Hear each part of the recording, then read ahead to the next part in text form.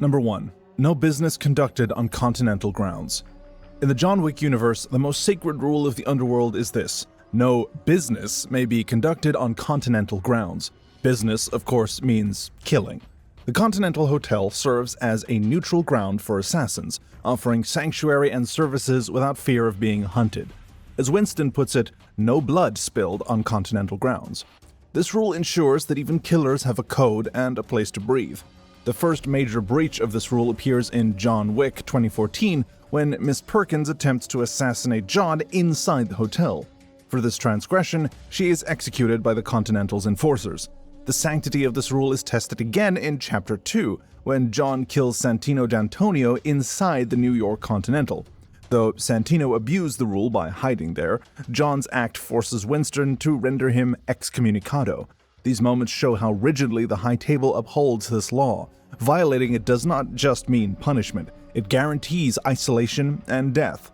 The Continental is not merely a hotel chain, it is the last place where honor among killers exists, and any violation threatens the entire system of balance and order within the assassin underworld. But before we explain every insane rule of the High Table, a real quick ask that if you're new to the channel or haven't subscribed yet, please hit that subscribe button now. It's one small click for you, but a huge deal for us. Thanks. Number 2. By order of the High Table, Excommunicado. Excommunicado is the ultimate punishment in the John Wick universe, being cut off entirely from the services, protection, and privileges of the High Table. When an assassin violates these sacred laws, they are rendered excommunicado, a walking target with a price on their head and no safety net. The term first comes into play at the end of John Wick Chapter 2, when John kills Santino D'Antonio on Continental grounds. Winston grants him a 1-hour grace period before activating the order. Once the time expires, the contract goes live, and every assassin in the world becomes a potential threat. In Chapter 3, Parabellum, Winston himself is punished for granting John that extra hour. The High Table responds by revoking his authority and initiating full war on the New York Continental. While Winston ultimately regains control after John seemingly dies, the consequences ripple into Chapter 4, where the entire Continental is destroyed by the Marquis Vincent de Gramont. Excommunicado status ensures that no one, no matter how powerful, is above the High Table's law. It also reinforces a terrifying truth: once you break the rules, the world you once trusted becomes the one trying to kill you. Number 3. A marker must be honored. A marker is a blood oath, sealed in blood and bound by sacred underworld law. In this world, favors are often more powerful than money, and once you offer your life in exchange for one, you are forever indebted. A marker cannot be refused or ignored. In John Wick Chapter 2, Santino D'Antonio presents John with a marker, a debt from the past that helped John complete the impossible task, allowing him to retire. When John refuses, Santino destroys his home as a reminder. Winston, the Continental's manager, warns John, "You must honor the marker. Refusal is a death sentence." Santino demands that John kill his sister Gianna so he can take her seat at the High Table. Markers are considered as sacred as the rules of the Continental itself. The medallion, split into halves, represents a contract. One side bears the giver's blood, and the other awaits a bloody thumbprint to fulfill the favor. This law reflects the deeper code of honor among assassins. If someone saves your life, you owe them everything, even if it means taking lives in return. Break a marker, and the underworld will make sure you pay, one way or another. Number 4. The High Table sees all, controls all. The High Table represents the apex of authority in the assassin underworld, a council of 12 powerful crime lords with global reach. It enforces order across Continental hotels, marker obligations, and dueling protocols. Winston's warning about cutting off one head only to see another rise underscores their omnipotence. Agents like the Adjudicator, Harbinger, and Imperator monitor compliance and punish deviations from protocol. When Winston supports John Wick during his excommunicado, he faces official punishment. The High Table deconsecrates the Continental, revoking its protected status and igniting open conflict. The rule ensures that any breach, such as aiding a marked individual or violating Continental sanctity, is met with swift retribution, exile, destruction of property, or sanctioned violence. The High Table's power is absolute and customary, sustaining a fragile order in a blood-soaked world. It's that unblinking surveillance and enforcement that prevents an assassin's world from descending into total chaos. forcing loyalty through fear and ritualized control. As Winston finds out, no position, not even a Continental manager, is beyond its reach. Number 5. The coin has two functions. The gold coin used in the John Wick universe isn't just currency, it's a symbol of trust and honor. Within the criminal underworld, these coins function as both a unit of value and a token of allegiance. One coin doesn't equate to a fixed dollar amount. It buys a service, a favor, a safe night's rest, or a custom weapon. It is the act of exchange itself that matters. The agreement of service in good faith. In the first John Wick, we see these coins used at the Continental for lodging, drinks, weapons, and body disposal. These coins form the backbone of the assassin economy. In John Wick Chapter 4, blind assassin Kane is forced out of retirement due to his daughter's safety, showing again how deeply embedded these tokens are in the system. These coins keep the world spinning for those who operate in the shadows. It's not forged by banks, but by reputation. Trust is the real currency, and the coin, in a way, ensures that everything runs on favors returned and honor upheld. Losing access to the coin, like when one is excommunicado, means more than just financial ruin. It's a complete shutdown of access, status, and power. Number 6. Settled according to the old ways. Embedded in high table tradition is a formal, archaic mechanism known as the old ways. Ritualized dueling acknowledged as lawful arbitration for disputes between table-affiliated members. This tradition had long been considered myth until Chapter 4 reveals its full lineage. As Winston admonishes, John may invoke the old ways to settle conflict without triggering all-out war. The dueling rite requires that both parties belong to a high-table crime family, though, complete with a crest. John restores his legitimacy by joining the Ruska Roma and using the crest as a credential. The resulting duel is sanctioned, overseen, and enforced by high-table agents in full compliance with the code. The Old Ways duel at Sacré-Cœur becomes John's strategic gambit to negotiate freedom and reassert control over the Continental.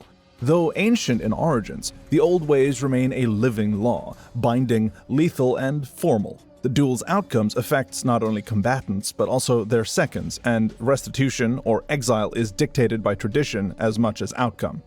Number 7. A challenge must be accepted. Under the formal structure of the old ways, a duel cannot proceed unless both parties consent. Mutual acceptance legitimizes the ritual. Only high-table members with proper crests, i.e. recognized criminals in the table's orbit, can issue or accept a challenge. In Chapter 4, John Wick must re-affiliate with the Ruska Roma to qualify. Once reinstated, Winston delivers the duel offer to the Marquis de Gramont. The Marquis could refuse, but doing so would violate the ritual's integrity and risk further consequences from the table. Acceptance transforms the duel from an illegal confrontation into a binding adjudication, sanctioned by the highest authority. This mutual consent underscores the duel's legitimacy. It is honor-bound combat, not vengeance masquerading as justice. Only through acceptance can procedural fairness and ritual validity be achieved under high-table oversight. The choreography of challenge and acceptance reflects ancient dueling ethics upheld by modern enforcement. The war-torn stakes rely on honor, ritual, and the gravitational weight of the table's laws. Number 8. Each duelist shall present a second. Every duel under old ways requires a primary duelist, proxy, and a second, escort and guarantor. The second stands as more than a witness. They share the risk. If the proxy fails or doesn't appear, the second may face execution. In Chapter 4, Winston steps in as John Wick's second, and Kane accompanies Marquis de Gramont as his proxy, followed by his second. The second's presence intensifies the stakes. Loyalty is tested not only by the combatant's skill, but by the second's resilience or sacrifice. Their fate is tied, bound by code, and ceremonially marked by high-table agents.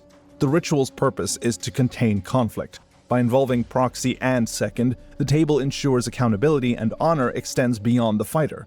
The rule preserves dignity, tradition, and a collective burden of fate.